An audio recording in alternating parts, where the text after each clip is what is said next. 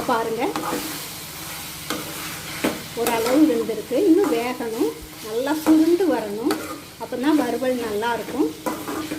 அதே போல் சப்போட்டா பழம் நம்ம அடிக்கடி சாப்பிட்டுட்டு வரும்போது மன அழுத்தம் வராமல் தடுக்கும். ரெண்டாவது மன அழுத்தம் இருக்கிறவங்களுக்கு அந்த மன அழுத்தத்தை குறைக்கும். அதே போல் ரொம்ப டென்ஷன் ஆகுதவங்களுக்கும் படபடப்பாக இருக்கிறவங்களுக்கும் சப்போட்டா பழம் கொடுக்கறது ரொம்ப நல்லது. பல்லாரி தக்காளியோட சிக்கனை சேர்த்ததுக்கு அப்புறமாவே தீயை அப்பப்போ பார்த்து மீடியத்தில் இருக்க தீயை ஸ்லிம்லையும் அப்பப்போ வச்சுக்கிடணும்.